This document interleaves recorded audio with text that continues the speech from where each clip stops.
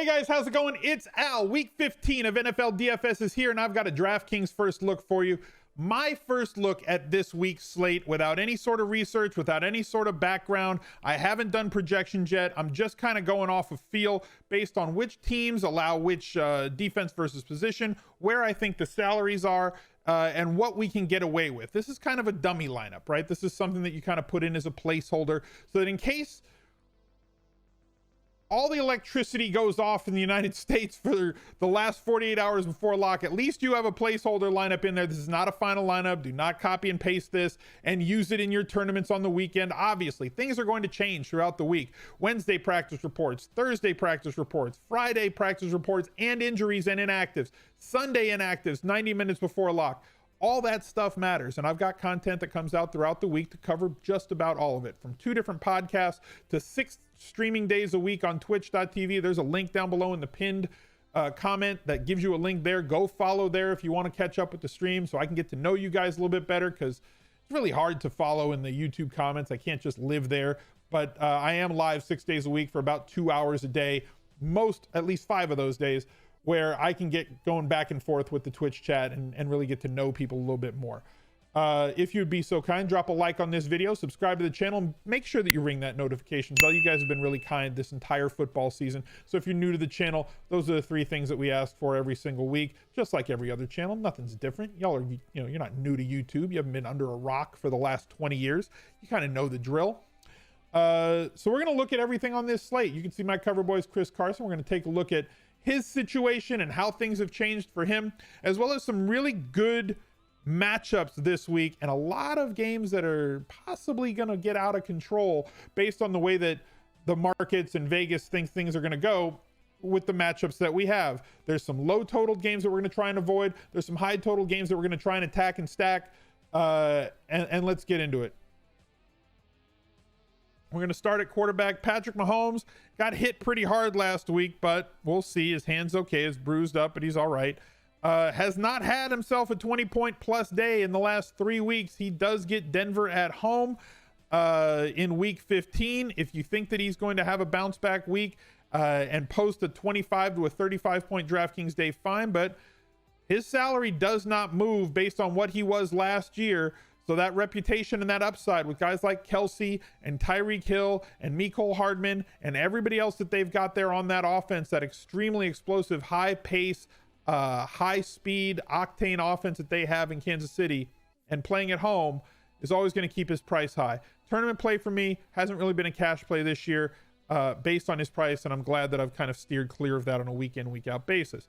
Russ Wilson, another guy that has not had big days recently, though we know that he can. And we even got a 36 attempt game out of him on Sunday night against the Rams and still only had 11.6 DraftKings points, as the Rams defense was pretty stellar that night. As good as Russ Wilson is, with Tyler Lockett not really producing at the levels that he was producing at the beginning of the year, and DK Lockett, though he is coming along, the loss of their 2 starting tight ends to injury so far this season, at 7K, Russ is a bit of a bitter pill to swallow, though, based on the way I think things look in week 15, I think that Russ and a stack with one of his pass catchers is going to be a viable tournament play because of the low ownership that they could carry with them. We'll have to monitor that as the week goes on, but at a first glance, I think there's going to be a lot of ownership on Carson. We'll get to him in a minute, but the way to pivot off of that is to go to a pass catcher stack with the quarterback. Jameis Winston has a broken thumb. He's going to meet with a hand specialist. We'll see if he's going to play. He played fine when he came back in with it. In fact, he threw less interceptions with the broken thumb than he did without it. Maybe he should play through it. Either way, he's been the gift that gives on both sides of the ball with 26 touchdowns and 23 interceptions. Not since Brett Favre in like 1993 or whatever have we seen a guy throw this many touchdowns and this many interceptions for over 4,000 yards. It's absolutely fantastic from a fantasy point of view. You stack Jameis with somebody on his team. You bring it back with a player on the other team because they can't stop any pass catchers. And you play the opposing defense because he's probably going to throw a touchdown to them as well. So if he's out, at least they priced him up at this point where he's finally around that 6,900 level, that 7,000 level. Of the high price guys, if he's healthy and ready to go, I probably like him better than Russ and better than Jameis from a first look, from a first glance point of view. Deshaun Watson going up against Tennessee. Tennessee's new offense has been revitalized and is one of the best offenses ever. I guess Ryan Tannehill is just, you know, Peyton Manning and peak Tom Brady at this point. Prove me wrong, I guess, at least in that offense. So if Deshaun Watson and the Houston Texans have to play catch up like they did against Denver, inexplicably getting down by 30 points to that team, he has the ability to put up 25 to 30 point DraftKings days at 6,800. Tannehill, the aforementioned Ryan Tannehill, has just been outstanding since he took over the job. 31 DraftKings points last week, over 30 points in 2 and almost 3 of those weeks since he has been named the starter. He's kind of bounced back and forth the last 4 with a high game, a low game, a high game, and a medium game. Now he's got Houston's defense, which has struggled against Drew Lock last week and previously as well. I believe he will be somewhat popular at 6,500, but not as popular as when he was in the mid to low 5,000s.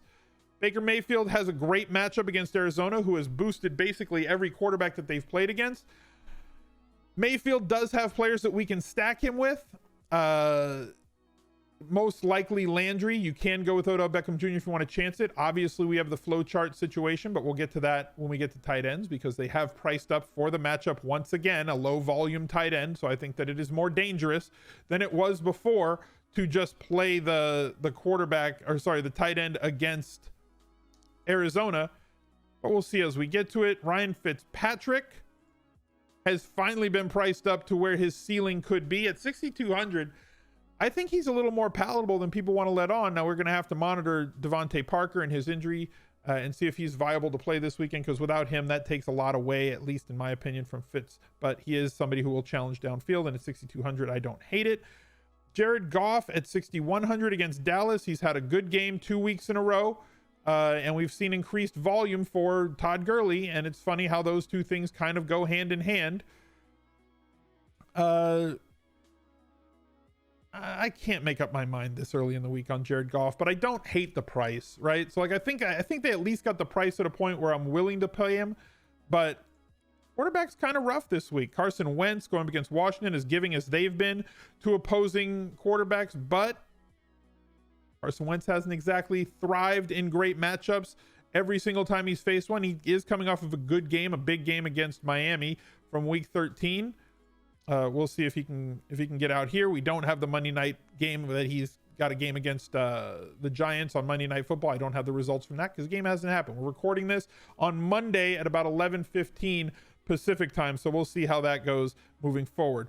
Jimmy Garoppolo, I do think, is in a good spot and coming off of a 4-touchdown game. We've seen ceiling games from him multiple times this year. 3 games of over 30 fantasy points. He's a boomer bust play at quarterback if you believe that this Atlanta defensive backfield that really has had problems stopping anybody and now is dealing with another injury to one of their DBs is going to be able to corral Deebo Samuel and Emmanuel Sanders and Kendrick Bourne and George Kittle and everybody else in this passing game, then fine. I do think this is a good spot for multiple touchdowns for Jimmy G, and we'll monitor that as we go through the week. Looking at cheap quarterbacks, Drew Lock going up against Kansas City did have a big week. He is not throwing it over 30 times, so efficiency is going to be key for him.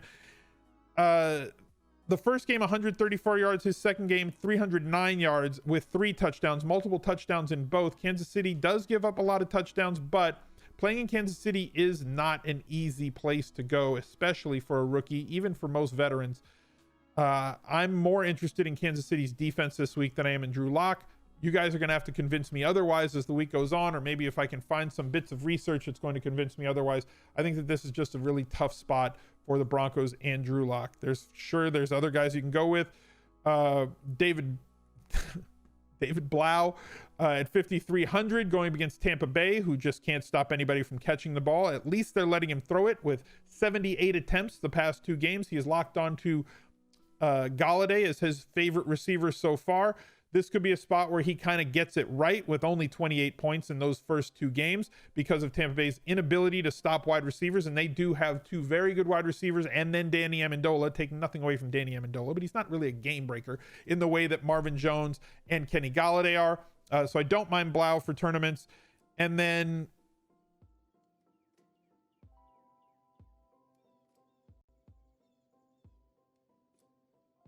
it's Miami. I mean, they do kind of suck. Let's just I can't. Can you just get healthy? Even he's got a stupid face. What is up with New York drafting stupid face quarterbacks? I can't. Kyler Murray also is somebody I think is in play against Cleveland, though. At 5,600. We haven't seen a big game from him in a few weeks. We know that he does have that ceiling. He's going to have to get it done a little bit with his legs, as he hasn't really... This offense has not taken off in the way that we thought that it would. He doesn't pass the face test, says chat. Yeah, it's true. Cleveland has given up big games to opposing quarterbacks. Let's see if this is a spot without Myles Garrett, without the other defensive pieces that they're going to be missing for this game. If Kyler Murray can have himself a big game at 5,600, if nothing else, the price is right. For me, it kind of comes down to Goff and Garoppolo. I'm going to go with Garoppolo, as I think that this San Francisco team, with the total that they have for this first look, is kind of where I want to be. As much as I don't like the quarterbacks' faces, I do like Saquon Barkley this week, because I want to play guys that are going to get a lot of usage against this Miami defense. It's giving up more points per drive than pretty much any team in the history of football. So Saquon Barkley at 7,700 comes in at a value, and this looks like a really good get well spot for him. Hopefully he can stay healthy through the Monday Night Football game so that we can play him in this spot for week 15. Christian McCaffrey is 10K going up against Seattle with absolutely nothing to play for. You have to wonder, are they going to try and get him that 1K season? Because right now he's got 1,220 rushing yards and 726 receiving yards. He would need just under 300 yards receiving in the remaining 3 games. So I could see them possibly funneling a bunch of targets to him, not like they don't already, but maintaining this ridiculous target share that he's had the last 4 weeks with 12, 9, and 15 targets each of the last 4 weeks. You're getting a ridiculously high volume wide receiver 1, along with the running back that's getting all the inside the 5 carries. The question is, can their quarterback sustain enough drives for him to be touchdown viable, which has been the problem for them recently. But Christian McCaffrey on volume alone still is a good play at 10K. His price just keeps coming down. Dalvin Cook against the Chargers at 8,900. A week removed from that injury, where he was not on the injury report on the weekend. I'm expecting him to bounce back to his normal usage against the Chargers here in this spot, and another team with nothing to play for. Derrick Henry sustained a slight injury but came back into this game. Monster week after monster week. We're going to have to see how he does in Wednesday, Thursday. Well, Wednesday's practice doesn't really matter. Thursday and Friday are the 2 practice reports that actually do matter, that we're going to have to monitor, because at 8,500, there's a lot of risk here going up against Houston, especially with the other players that are on this slate. Nick Chubb, as predicted last week and the week before, is starting to see Kareem Hunt kind of eat into his workload. He went from this 20 to 30 touch a game guy to now being a 16 touch, a 17 touch guy the last 2 weeks. Now they face Arizona, and it could be a get well spot for him, as it could be for everybody in this Browns offense. But I don't think that the volume is there, at least not for the price. It's kind of a leap of faith if you're going to play Nick Chubb this week. EZEKIEL Elliott against the Rams defense, same sort of a situation. We haven't seen the 25 to 30 touch games out of Zeke at 7,800. With as much as they've paid him, you would hope that they would go that route, but he has produced because of the amount of usage that he gets inside the 5-yard line, his consistent usage in the passing game as well, keeping him above that 20 points most weeks rather than not. At 7,800, I'm fine with it, but I'm less fine with it than a couple other guys. One was Barkley. Fournette should have a bounce back here from the 1 week that he did kind of poop a little bit with 9.3 points. My issue with Fournette and the Jaguars is the fact that they've gotten throttled for the past month and a half.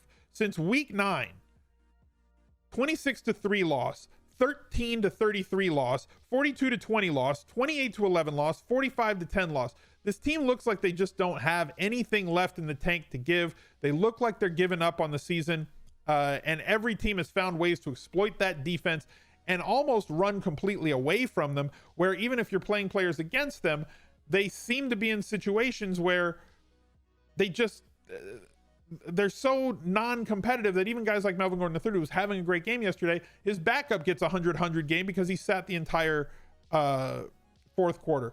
Chris Carson has been having his volume eaten into a little bit by Rashard Penny the last couple of weeks, as Penny had been good, but now Penny is going to miss the rest of the season, meaning that Chris Carson has no more competition. Maybe CJ Procise, maybe something like that, or whatever, if you think that somebody's going to eat into his work moving forward. But like, realistically speaking, Chris Carson, he's going to get all he can eat.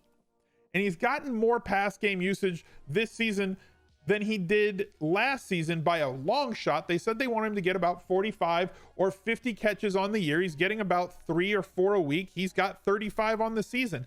That itty bitty increase in his floor, with DraftKings being full PPR, has mattered a lot, especially when you consider that he should see 20 carries in a game that they're favored against a team that has given up massive amounts of points to opposing running backs. So 7,500 for me is just not high enough for me to ignore him, especially with the guys that are priced above him.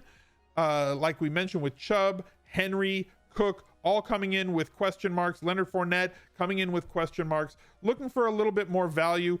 If Jacobs is out, we do have a return to value with Washington here, as he did see 20 touches in this game, good enough in the passing game to be viable and have a good floor. We know that Oakland's going to pound the ball with their running back because that's just their attitude, and that's what they do under John Gruden. So 4,700 in the case that Jacobs is out is where we're going to look for that, but you're going to have to wait for news on that. I'm going to have to find one more value play at running back because I want to try and get my 20 carries, and for me it's RAHEEM Mostert, who I personally believe is going to get 15 plus touches this week in a game where San Francisco is playing at home and favored by 11 over an Atlanta team that just really doesn't have that much that they can do against a team like this. I'm expecting a very positive game script for him. I'm expecting a very positive game flow for him, and he has been metrically the best running back on this 49ers roster.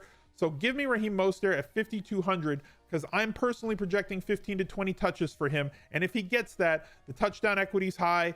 The 100-yard bonus is in play for him with that amount of touches. And the floor with the couple of catches that he could get me for 5,200 is pretty solid. Not quite the same play that Devonta Freeman was last week, but very similar based on volume and price point. So I'm going to plug him in the flex, and I've got somebody in the afternoon there. So kind of a value week with a lot of volume at running backs for me, which is going to kind of lead us to wide receiver. And there's a couple of plays that we need to talk about. We'll start all the way at the top like we normally do. DeAndre Hopkins, he just keeps piling up targets and keeps piling up catches because he's a really good wide receiver. And if you want to go after him against Tennessee, go for it. They've got undersized defensive backs, which means that somebody like DeAndre Hopkins at his size should be able to bully a little bit. Godwin has been the bounce around player every single week with him and Mike Evans, but Mike Evans is missing because of the fact that he pulled up with a hamstring issue. He's doubtful for week 15. We'll see if that is something that he can play through or not. I personally at this point don't know that he's going to make it, so I'm going to play under the assumption that he is missing this week and then be able to pivot and be nimble, be able to pivot if he does play this week. Godwin should see about the same amount of targets, whether it's going to be from Jameis Winston or whoever is going to play in his stead. But we also have somebody else we have to talk about. That's Justin Watson.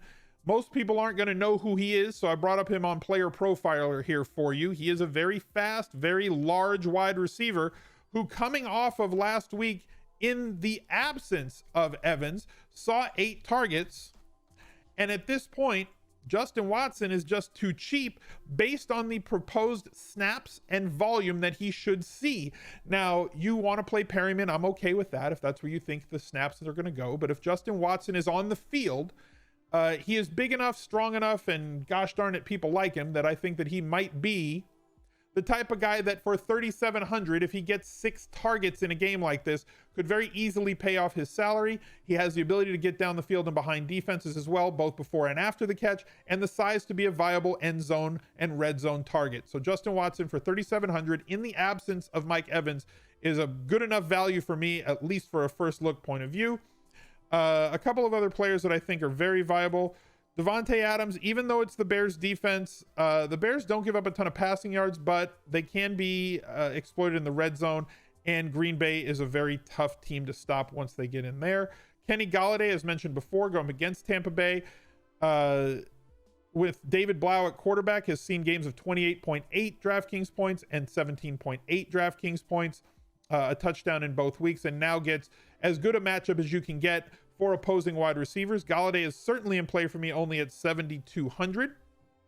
Lockett has struggled recently.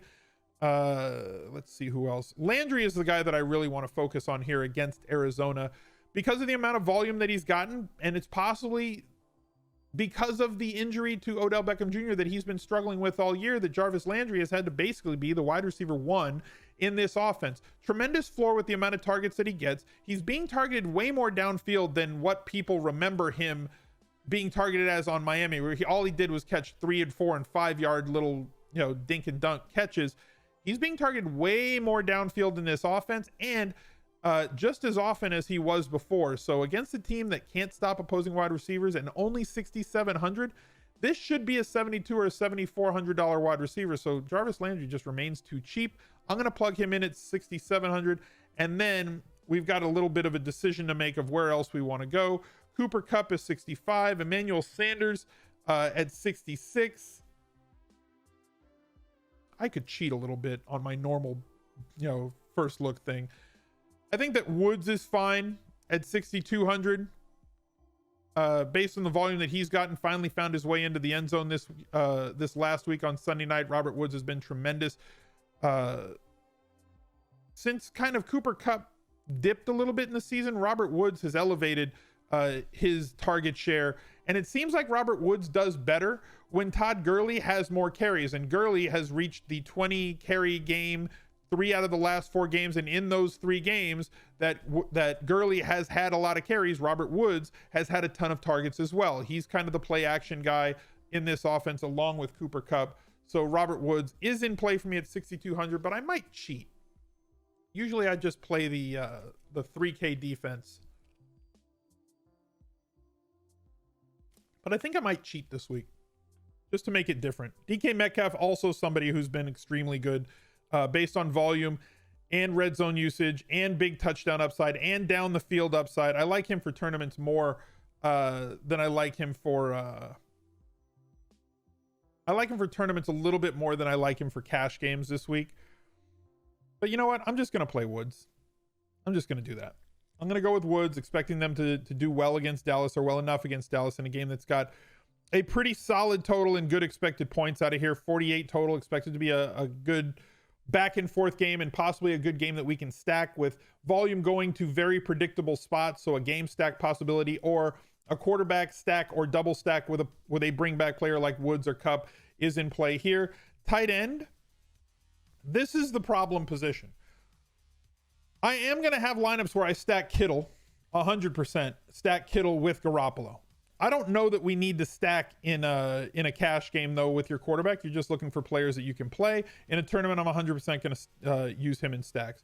Kelsey, Denver's been tough against tight ends, but Kelsey is somewhat matchup proof, and as disappointed as people say that they've been with Kelsey's output this year, he's averaging 16 fantasy points per game with 2 20-point games in the last 4 and a 19-point game. Even when his quarterback is not having massive days, Travis Kelce is just a mainstay in this offense, even with 3 straight sub 20-point days from Patrick Mahomes. If they have a big day, Patrick Mahomes throws for 2, 3, or 4 touchdowns, we can definitely expect Travis Kelce to go off. Not sure if that's going to be against Denver.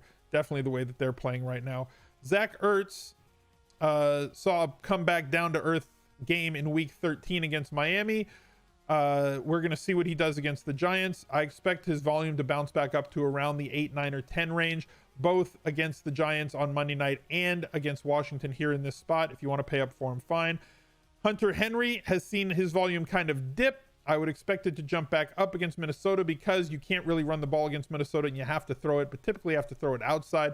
Keenan Allen's in play. I think that so is he. Austin Hooper, tough matchup against San Francisco. I don't know if this is a spot to utilize him, maybe in a game stack or in a tournament, but it's going to be a tough cash game play.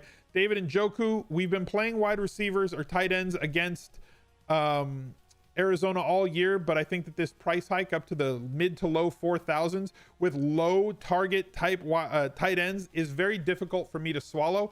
I think he's 100% a boomer bust, touchdown or bust sort of play. At 4,200, I don't know that that's what I'm looking for, especially considering that for 300 less, I can get a stat line like this out of Tyler Higbee for the last 3 games. 6, 8, and 11 targets for Tyler Higbee, and now scoring off against Dallas, who, albeit is not as great a matchup for opposing tight ends as Arizona has been, but they're still bottom 5 in the league in terms of DraftKings points allowed to the position. So Tyler Higbee, in the role that he's in this offense now, where they're throwing short passes to him, 100-yard games for the last 2, got into the end zone against Arizona, as most tight ends do find their way into the end zone against Arizona. Tyler Higbee at 3,900 is a much better play from a volume and floor perspective than David Njoku. So for 3,900, give me him. And you know what? Let's swap this out from Garoppolo to Goff. Just if I'm going to have confidence in these 2 guys to get a ton of targets and catches, let's go with Goff there. And that leaves us our normal 3K defense, and I didn't have to cheat. And it's going to be going up against Trubisky. So there's our lineup: Jared Goff, Barkley, Carson, Watson, Landry, Woods, Higbee, and Mostert. I've got a ton of carries. I've got a ton of targets from those pass catchers, and a correlated quarterback with a double stack coming with Woods and Higbee. If you guys want to make changes to that, tell me where you're starting your lineups with this week, because I really want to know. Thank you for tuning in once again. Drop a like on the video, subscribe to the channel, and ring that notifications bell. Until that next video, I'll catch you guys later. Bye. He's a legend.